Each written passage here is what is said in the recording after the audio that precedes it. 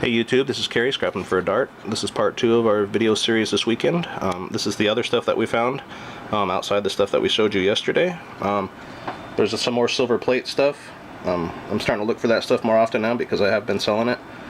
And so anyway, there's a little bit of that. There's some platters there. The smaller little spoon is actually sterling silver, so this is probably worth more than anything here. That cup, it's really old. It's made of pewter. I don't know much about it. It's kind of dinged up, so I'll look up some information on that and see if I can find if it's worth anything.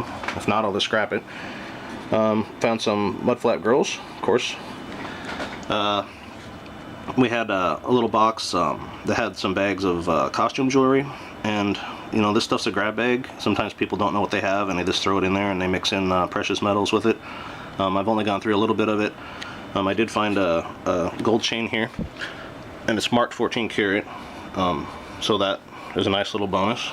There's also some like Cracker Jack premiums and stuff, maybe cereal promotional stuff. There's like Underdog and some other little weird things.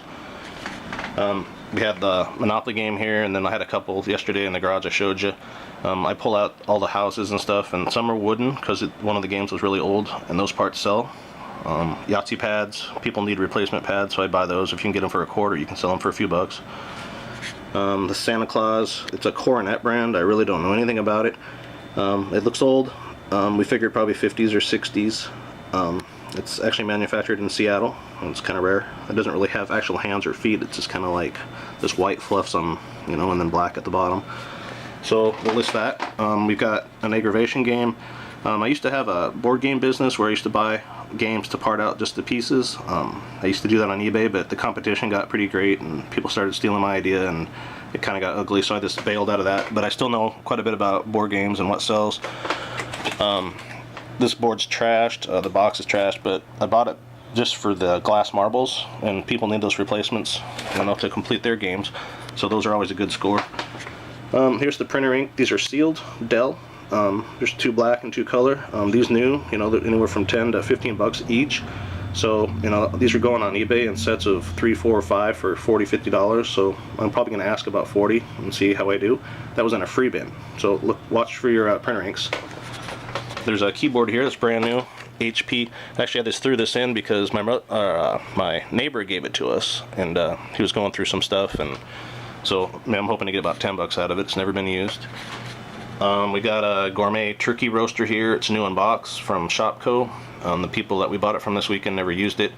You know, we figured, you know, brand new, these things got to be $29, $39, $49, so we'll make some money on that. This was a box from a yard sale that I think it was a teacher that had it, and she used this stuff in her classroom. But most of it's new and some of it's still in the package. But there's Expo 74 stuff there from Spokane.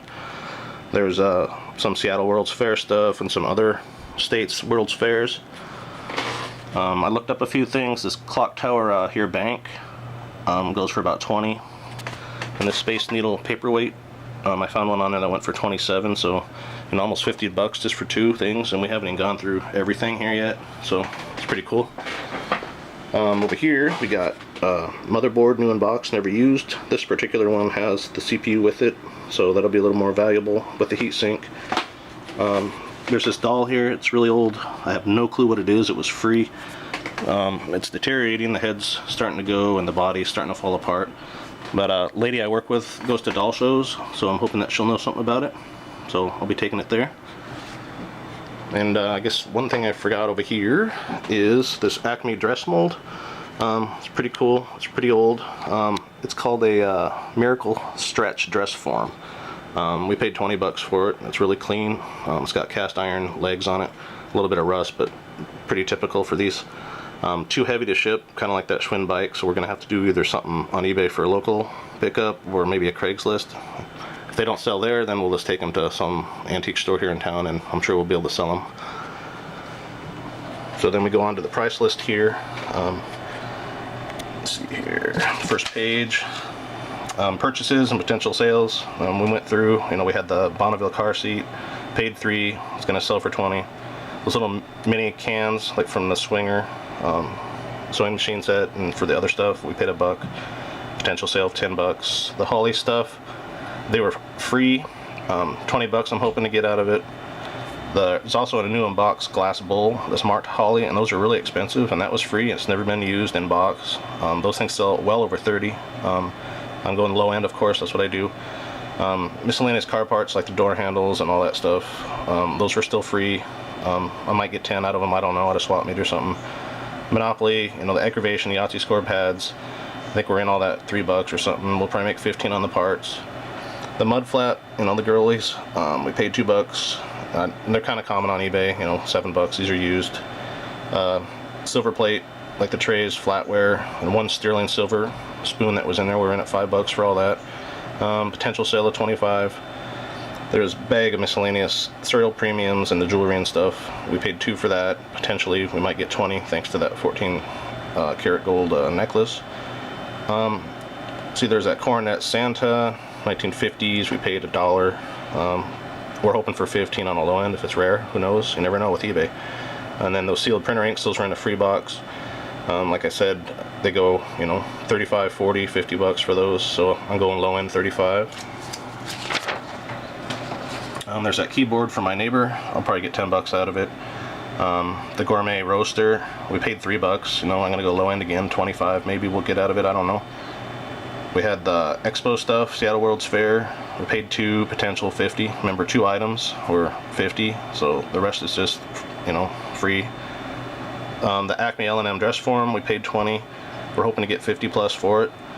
The Schwinn air dryer, we paid 20 for that exercise bike. You know, they sell on eBay. I've seen them as low as like 60, but they go up to 200, and average is over 100. So we're hoping for that. The motherboard, we paid 2. We'll probably get at least 15 for it. The doll, I have no idea. It's really rough. It was free. You know, if I get $5, I'd be happy. Those aluminum pots and pans, we paid 2, figuring 15, thanks to that skillet, because those still sell, those vintage ones.